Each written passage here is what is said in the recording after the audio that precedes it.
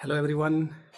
Once again, I would like to welcome all my viewers on my YouTube channel Physics is Easy at the rate Ramesh Thakur. Or today I will let you know what is the difference between the mobile, radio and TV. तीन electrical appliances की हम बात कर रहे हैं, radio की, TV की और मोबाइल की। इनमें क्या फ़र्क है? और बहुत सारे लोगों को इस चीज़ का अगर पता नहीं है तो आज मैं आपको ये बताने जा रहा हूँ। और इसके लिए मुझे थोड़ा सा आपको बैक जाना पड़ेगा, क्योंकि हम चार्ज की बात कर रहे थे, चार्ज से करंट की हमने बात की थी। और करंट मैग्नेटिक फील्ड पैदा करती है, okay, magnetic effects of current. और आपको ताज्जुब होगा कि 1820 तक 1820 तक हमें ये पता नहीं था कि करंट मैग्नेटिक फील्ड पैदा करती है। और सबसे पहले ये हमें किसने बताया? ऑर्स्टेड ने एक ऑब्जर्वेशन, एक साइंटिस्ट का नाम है ऑर्स्टेड, उसने एक ऑब्जर्वेशन की थी। और तब हमें पता लगा, उसको हम ऑर्स्टेड की ऑब्जर्वेशन के नाम से जानते हैं, कि व्हाट आर कि करंट प्रोड्यूसेस मैग्नेटिक फील्ड। जब किसी कंडक्टर में करंट पास करता है तो मैग्नेटिक फील्ड पैदा करता है। और करंट मैग्नेटिक फील्ड पैदा करता है, और कौन कौन से फैक्टर के ऊपर डिपेंड करती है, वाइट सावर्ट लॉ ने बता दिया। अब हमें चार्ज इलेक्ट्रिक फील्ड पैदा करता है, इलेक्ट्रिक फील्ड पोटेंशियल पैदा करता है, पोटेंशियल करंट पैदा करता है, और करंट मैग्नेटिक फील्ड पैदा करती है। ये हमें पता लग गया। अब करंट मैग्नेटिक फील्ड पैदा करती है, क्या मैग्नेटिक फील्ड भी करंट पैदा कर सकता है? तो फैराडेज ने ये रिवर्स करके आपको बता दिया। उसने Faraday's laws of electromagnetic induction बनाए कि मैग्नेटिक फील्ड भी करंट पैदा कर सकती है, रिवर्स पॉसिबल है। तो इसका मतलब है कि करंट से मैग्नेटिक फील्ड और मैग्नेटिक फील्ड से करंट। और फैराडेज ने ये आपके पास ये प्रूव करके उसने बता दिया। उसने लॉ भी दिए कि व्हाट आर दोर फैक्टर, क्योंकि परमानेंट मैग्नेट से भी हम क्या कर सकते हैं, इंड्यूस्ड करंट पैदा कर सकते हैं। और हम अल्टरनेटिव करंट से भी इंड्यूस्ड, है ना, इंड्यूस्ड करंट हम, और एक दो कॉइल में, एक कॉइल में हम करंट पास करें, दूसरी में जब उसको उसके नेबरहुड में लेके आएंगे, और उसके नेबरहुड में जब वो आएगी तो वहाँ भी इंडक्शन से भी वहाँ एक और करंट पैदा हो सकता है। वो करंट घट भी सकता है और करंट बढ़ भी सकता है। करंट और वोल्टेज दोनों पैदा हो सकते हैं, और उसको हम इंडक्शन कहते हैं। और इंडक्शन, म्यूचुअल इंडक्शन और सेल्फ इंडक्शन उनको बोलते हैं हम। और बाद में हमें पता लगा कि इलेक्ट्रिक फील्ड मैग्नेटिक फील्ड पैदा कर सकती है, और magnetic field in turn electric field पैदा कर सकती है। तो इलेक्ट्रिक फील्ड ने मैग्नेटिक फील्ड पैदा कर दी, और magnetic field in turn electric field पैदा कर सकती है। ये हमें कब जाकर के पता लगा? 1864-5 में जाके हमें ये मैक्सवेल,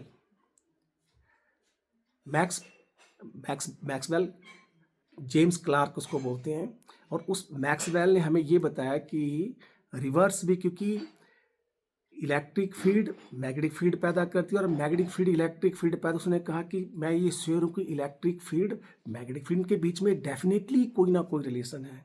लेकिन ही प्रेडिक्टेड थ्योरेटिकली इन 1864 में उसने बताया। लेकिन first successful experiment electric field और मैग्नेटिक फील्ड मिल करके, because time varying electric field produces magnetic field, and magnetic field in turn produces electric field, and time varying electric field and magnetic field mutually perpendicular to each other give rise to a wave that moves perpendicular to both electric field and magnetic field and is called electromagnetic wave।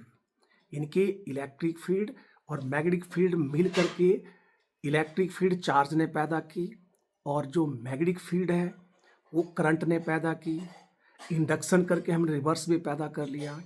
अब 1888 में पहला electromagnetic wave जो पैदा करती है electric field, Maxwell ने theoretically predict किया, लेकिन वो ये प्रोड्यूस नहीं कर पाया कि उसको अथेंटिकेट नहीं कर पाया। लेकिन 1888 में हर्ट्ज ने एक एक्सपेरिमेंट किया और वो सक्सेसफुल रहा। उसने लेबोरेटरी वेव्स पैदा की 50 मेगाहर्ट्ज और 6 मीटर की फ्रीक्वेंसी और वेवलेंथ एक दूसरे के रेसिप्रोकल होते हैं। 50 मेगाहर्ट्ज का 6 मीटर वेवलेंथ बन जाती है। और उसने लेकिन वो उन वेव्स को, इलेक्ट्रोमैग्नेटिक वेव्स को लेबोरेटरी से बाहर नहीं ला पाया।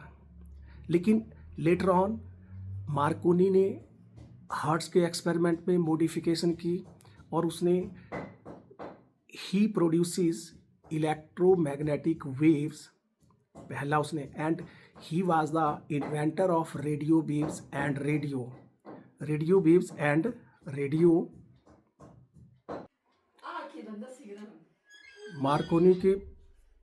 मार्कोनी ने अमेंडमेंट की। तो उसने अमेंडमेंट करके he was the first man to send a wireless message over the English channel.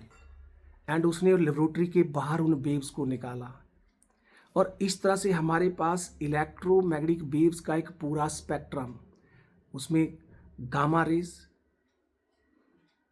X rays, ultraviolet rays, visual rays, infrared rays, microwaves and radio waves, एक पूरा स्पेक्ट्रम, इलेक्ट्रोमैग्नेटिक स्पेक्ट्रम पूरा एक।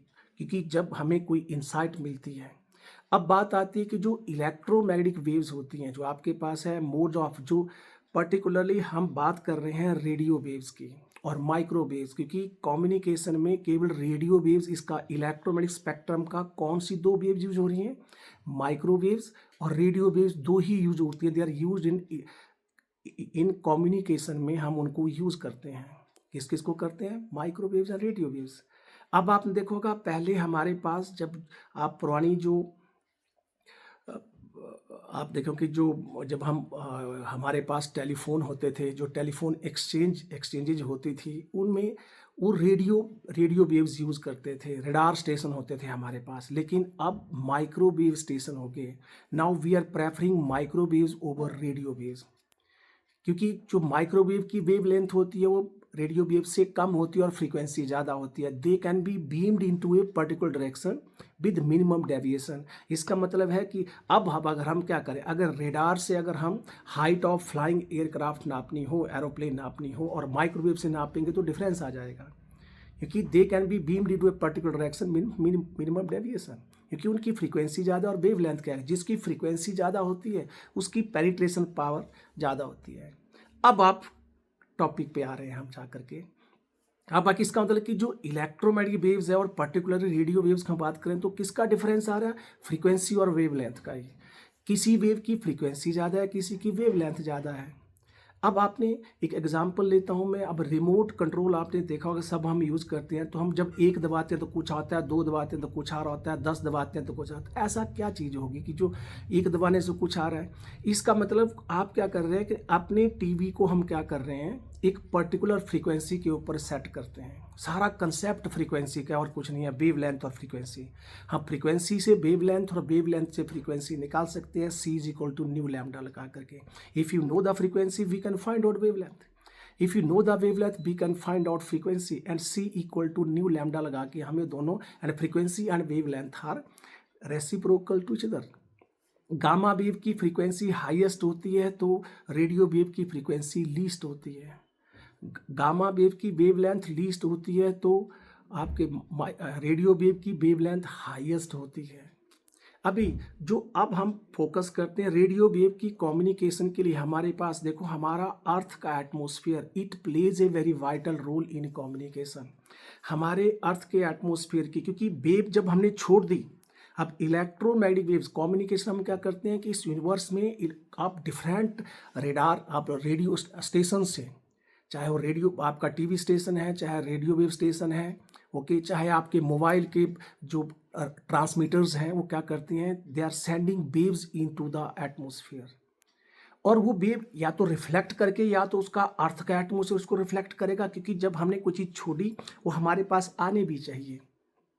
तो हमारे पास क्या है, टीवी में ट्रांसमीटर नहीं रिसीवर्स लगे होते हैं, रेडियो में रिसीवर्स लगे होते हैं, जो कि क्या करते हैं, बहुत सारे सिग्नल में से एक पर्टिकुलर सिग्नल को क्या करते हैं, रिसीव करते हैं। और पर्टिकुलर फ्रीक्वेंसी पे वो क्या होगा, बिकॉज उसके बीच में एक LCR सर्किट होता है जो कि एक रिसीवर का काम करता है।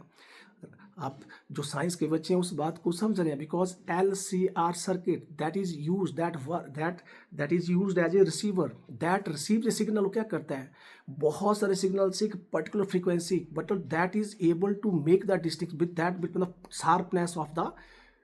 शार्पनेस ऑफ LCR सर्किट के ऊपर डिपेंड करता है, because it does not allow even the two signals of slightly different frequencies together, उनको इंटरमिंगल नहीं होने देता, उनको इंटरमिंगल होने से बचाता है।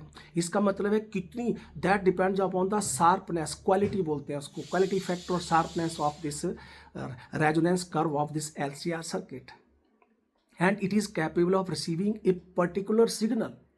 जिस फ्रीक्वेंसी पे ऊपर हम क्या करेंगे, उसमें एक टैंक सर्किट होता है, इसमें LC, जैसे आपके फ्रीक्वेंसी का फॉर्मूला होता है 1/2 times √LC।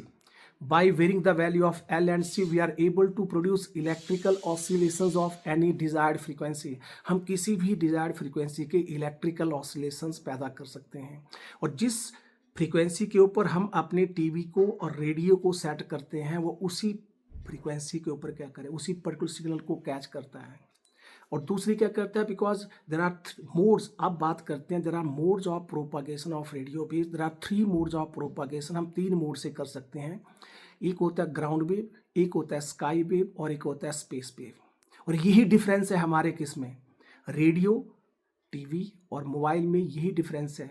Because earth atmosphere और different layers of earth atmosphere, they plays a very vital role in communication. Troposphere, stratosphere, mesosphere, and ionosphere. There are 4 major layers, and beyond this iono there is exo, but that is not included in the major layer of Earth's atmosphere.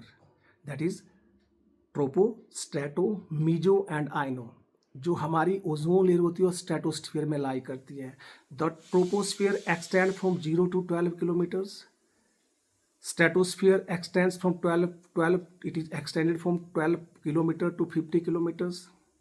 Mesosphere is extending from 50 kilometer to 80 kilometers, and ionosphere is extended from 80 kilometer to 300 or 400 kilometers, and beyond that is exosphere, and they are playing a very vital role. अब देखो आपके पास क्या है कि different frequency की waves, अलग अलग frequency की वेव्स हम जब क्या करेंगे, एटमोसफेयर में भेजेंगे, या तो क्या करेंगे, वो ग्राउंड से ही वापिस आ जाएंगे। इसका मतलब जो lower layer of earth atmosphere that is troposphere does not allow it to go upward, and that's why it is reflected back to the earth surface by the lower layer of earth atmosphere.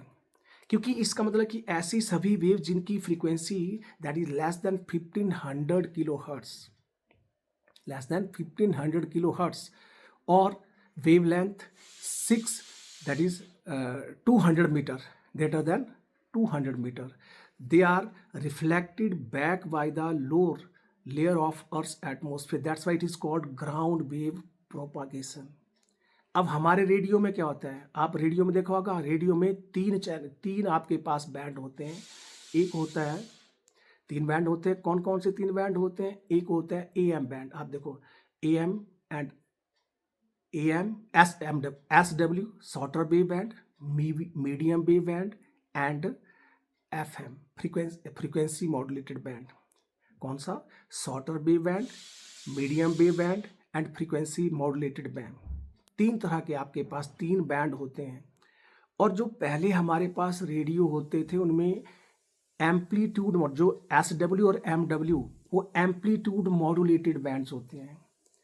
क्योंकि हमारे पास 2 तरह के band हैं, एक बोलते हैं that is amplitude modulated band, और एक होता है फ्रीक्वेंसी मॉड्यूलेटेड बैंड। जब फ्रीक्वेंसी कांस्टेंट रहे, एम्पलीट्यूड बढ़े, तो उसको बोलते हैं एम्पलीट्यूड मॉड्यूलेटेड बैंड। और जो एम्पलीट्यूड मॉड्यूलेटेड बैंड होता है that is prone to noise. अब आप देखो, जो जब हम रेडियो लगाते हैं तो FM बहुत क्लियर आता है, देखा होगा आपने। लेकिन जब आप देखना होगा, जब हम जो रेडियो, पुराने लोग जो अगर मेरे वीडियो को देख रहे हैं तो देख रहे होंगे रेडियो में, क्योंकि रात को रात को ज़्यादा उसमें चैनल्स आते हैं, दिन को कम आते हैं। ऐसा क्यों होता है? बिकॉज रात को आप देखो, दिन को क्या होता है, जिनको नॉइज होता है, एटमोसफियर होता है, because there are more prone, कुछ सिग्नल्स आते ही नहीं है। रात को क्या होता है, क्लैरिटी होती है, शांत वातावरण होता है, तो बहुत सारे सिग्नल्स और हमें जब भी अगर बीवीसी सुनना हो, अगर आपने फ़ोन बीवीसी सुनने के लिए हमें क्या करना पड़ता था, और मीडियम वेव बैंड पे नहीं आता तो आपने रेडियो को हमें स्विच करना पड़ता था शॉर्टर वेव बैंड के ऊपर, because ionosphere is capable of reflecting the signal back to earth surface. इसका मतलब कि जो शॉर्टर वेव बैंड होता है वो रिफ्लेक्ट करने में, तो आइनोस्फीयर से रिफ्लेक्ट होकर सिग्नल वापिस आ जाता है। तो what I told you, there are three modes of transfer of radio waves: ground wave propagation, sky wave propagation and space wave propagation. Ground wave propagation में lower layer of Earth's atmosphere does not allow the signals of frequency less than 1500 kilometer 1500 kilohertz, not kilometer, kilohertz, or wavelength 200 meter or more. It means it does not allow, इसका मतलब कि penetration कम, frequency कम होने की वजह से उस हमारे earth के एटमॉस्फेयर को पेनिट्रेट नहीं कर पाए। जैसे फ्रीक्वेंसी बढ़ेगी तो पेनिट्रेशन पावर बढ़ेगी, वेवलेंथ बढ़ेगी तो आयोनाइजेशन पावर बढ़ेगी। जैसे अल्फा बीटा गामा रेडिएशन होते हैं, गामा रे की पेनिट्रेशन पावर हाईएस्ट होती है लेकिन आयोनाइजेशन पावर लीस्ट होती है, बट अल्फा रेज की आयोनाइजेशन पावर ज़्यादा होती है और पेनिट्रेशन पावर लीस्ट होती है।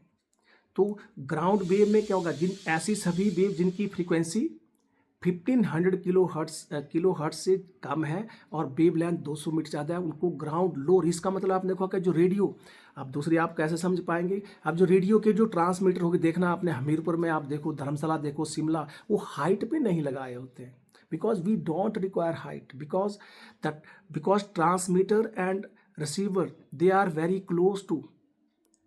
सिग्नल क्या करता है, सिग्नल जब आप ट्रांसमिशन भेजेंगे वो ऊपर जाता ही नहीं है, because that is reflected, it is very close to earth surface, इनके कर्वेचर ऑफ अर्थ, ऐसे लाइक दैट ऐसे जाता है सिग्नल। इसका मतलब कि वो अर्थ के सरफेस के नज़दीक है, इसलिए बड़े बड़े एंटीना की जरूरत नहीं है हमें, ना ट्रांसमीटर ना रिसीवर। लेकिन जब फ्रीक्वेंसी, अब जैसे फ्रीक्वेंसी बढ़ी, 1500 किलो हर्ट्ज से ज़्यादा होगी और वेव लेंथ 200 मीटर से घट गई, तो अब क्या होगा, because all the lower layers of earth atmosphere they become transparent, but the ionosphere does not allow it to go up. हमारे अर्थ के एटमोस्फियर को, पूरे लेयर्स को नहीं बेंध पाता, लेकिन आइनोस्फियर से वापिस आता है, तो उसको बोलते हैं sky wave, that's why they are called sky waves.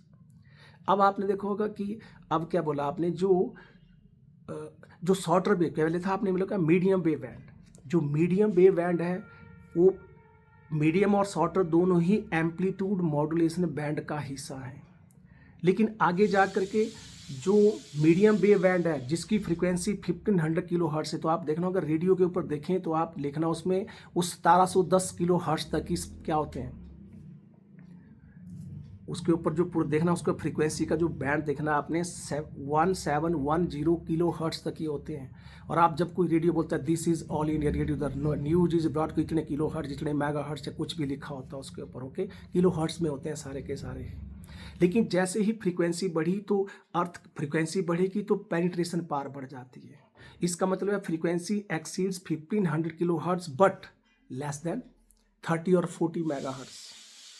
30 और 40 मेगा हर्ट्ज से नीचे की हो जाए तो अब क्या हो जाएगा, इसका मतलब है कि they are reflected not by the lower tropostrato meso नहीं कर पाते, लेकिन आइनोस्फीयर उनको रिफ्लेक्ट करता है, दैट्स वाई उसको बोलते हैं स्काई वेव्स। जो शॉर्टर वेव बैंड आपका हो गया है वो AM band, amplitude moderate band, उसमें नॉइज प्रोन होता है, इसलिए नॉइज आता है। लेकिन आपने देखा होगा, अब तीसरी बात आती है FM रेडियो आपका टीवी पे भी आ जाता है। देखना आपने, जब आपने अगर केबल कनेक्शन आपके पास है तो आप चाहें तो FM रेडियो के प्रोग्राम अपने टीवी पे सुन सकते हैं, देख नहीं सकते, बिकॉज उसमें ऑडियो होता है, वीडियो नहीं होता। FM में ध्यान रखना ना, FM की बात करो, लेकिन FM एक वो बोला कि FM, F का मतलब फ्रीक्वेंसी, M का मतलब मॉड्यूलेटेड, S का मतलब शॉर्टर वेव बैंड और मीडियम वेव बैंड। तो शॉर्टर और मीडियम वेव बैंड दोनों ही एम्पलीट्यूड मॉड्यूलेटेड है, वेयर एज जो FM रेडियो है that is frequency modulated band का हिस्सा है। और इसका मतलब कि वैन फ्रीक्वेंसी एक्सीड्स, अब जब आपके पास का देयर इज नो ट्रांसमिशन, अब आपके पास 30 या 40 मेगाहर्ट्ज से लेके 80 मेगाहर्ट्ज तक कोई ट्रांसमिशन ऑफ द सिग्नल नहीं होती। इसका मतलब ऐसे सिग्नल को अर्थ का एटमॉस्फेयर क्या कर जाता है, खा जाता है, मतलब उसको खत्म हो जाता है, वो सिग्नल नहीं करता। इसका मतलब कि ऐसी सभी वेव जिनकी फ्रीक्वेंसी 30 या 40 मेगाहर्ट्ज से ऊपर हो और 80 मेगाहर्ट्ज से नीचे, तो वहाँ तक कोई ट्रांसमिशन नहीं होता। आपने देखा होगा कोई ट्रांसमिशन नहीं होगा। इसको दैट इज कॉल्ड, उसको बोलते हैं हम एटीन्यूएशन बोलते हैं, that is loss of energy, loss of power. ऐसा सिग्नल खत्म हो जाता है। इसका मतलब बिकॉज एब्जॉर्प्शन क्या करता है, सिग्नल को डाई आउट हो जाता है, अपने आप ही खत्म हो जाता है। उस सिग्नल को भेजो वो खत्म हो जाएगा एटमोसफियर, उसको क्या, that is called attenuation and that is the meaning of it is great loss of energy और पावर।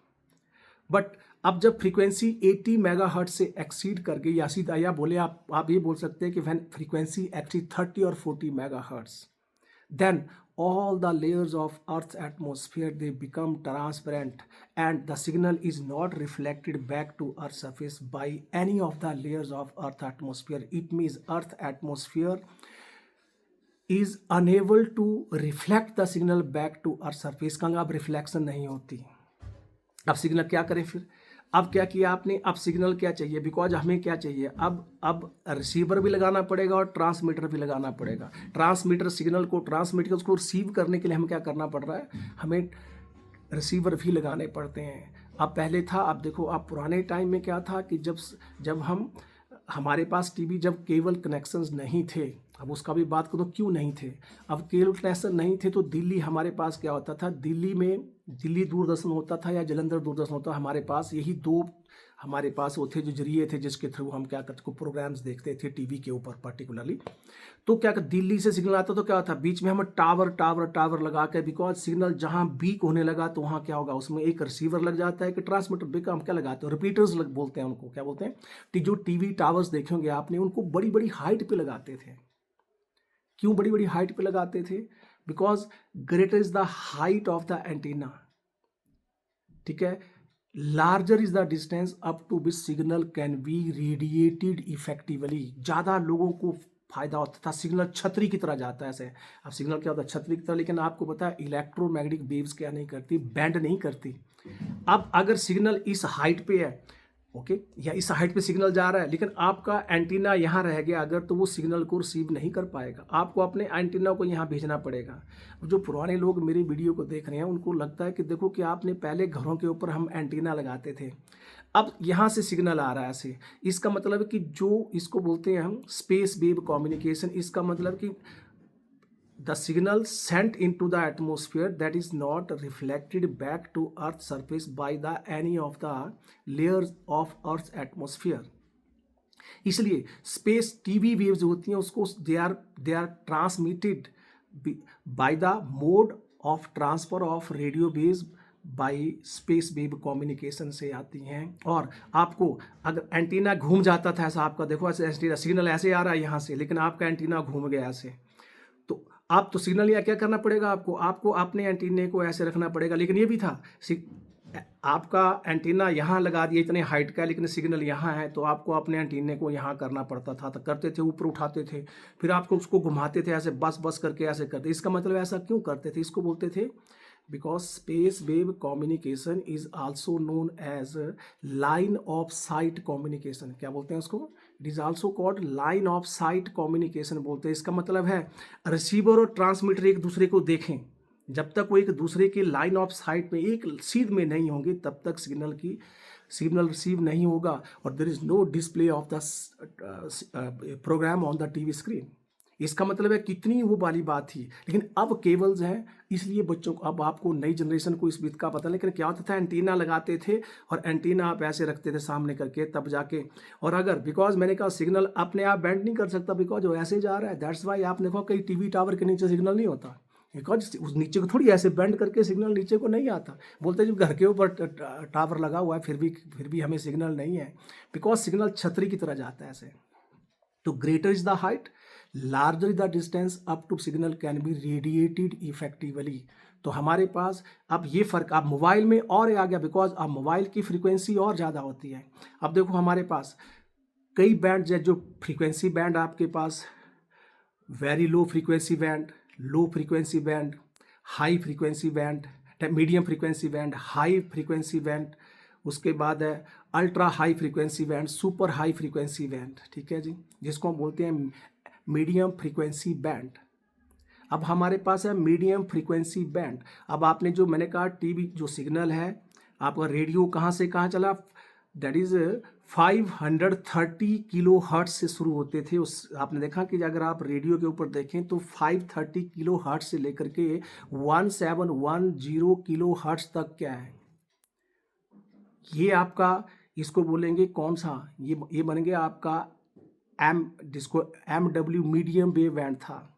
और शॉर्टर वेव बैंड आपके पास आ गया, दैट्स वाई उसके बाद आपके पास आ गया 1707 हर्ट्ज से लेकर के 54 मेगा हर्ट्ज तक।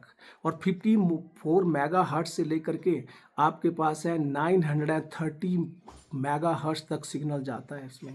तो इसमें टीवी आ गया आपके पास। और UHF अल्ट्रा हाई फ्रीक्वेंसी है ना, तो आपके पास जो रेडियो वेरी हाई फ्रीक्वेंसी, अब जो रेडियो और टीवी का है वो किस में आ गया, VHF very high frequency, medium radio में आ गया, वेरी हाई फ्रीक्वेंसी किस में आ गया, टीवी में आ गया। लेकिन टीवी और मोबाइल मिलते जुलते रेंज खत्म को मिक्स हो जाते हैं कई बार। और जो हमारा प्योरली जो मोबाइल है वो आपका UHF ultra high frequency band की फ्रीक्वेंसी वेव रेंज है वो आपके पास। और उनको हम 3 to 30 kilo hertz, 30 to 300, 300 to 3000, उसके आप 3000 में जब चला गया तो आपके पास 1 किलो और आ गया, 3 किलो हर्ट्ज हो गया। Then 3 to 30 megahertz, 30 to 300 megahertz, 300 to 3000 megahertz, और 3000 to 30,000 मेगा हर्ट्ज। तो उसके बाद आपके पास वो मेगा के बाद आपका गीगा चल पड़ेगा। गीगा आपके पास ध्यान रखना जो माइक्रोवेव ओवन है उसमें गीगा चलता है, गीगा हर्ट्ज की वेव्स होती हैं। और उसके बाद आपके पास गीगा में ही कौन सी आती हैं, जो हमारा ऑप्टिकल फाइबर्स हैं उनमें आपके पास। तो this is the basic difference, क्योंकि वीडियो थोड़ा लंबा हो जाएगा इससे, लेकिन फिर भी आपको ये पता लग गया बिकॉज हमारे पास फ्रीक्वेंसी की वजह से ही ग्राउंड वेव, स्काई वेव और स्पेस वेव प्रोपागेशन की बात करते हैं। तो हमारे पास टीवी से लेकर के टीवी, मोबाइल और अब ये कौन सी हैं, ये वेव्स आपकी किस में आगे स्पेस वेव कम्युनिकेशन में आती हैं। तो thank you very much, thanks for watching me on my YouTube channel Physics Easy @Ramesh Thakur, and I will keep on posting some more videos on my channel. Keep me watching, and अगर आपको अच्छा लगता है तो इसको आगे share भी करें और लोगों को बताएं कि आपको यू विल गेट, आपको अच्छी नई इन्फॉर्मेशन और मिलती रहेंगी। Thank you very much, thank you, good night.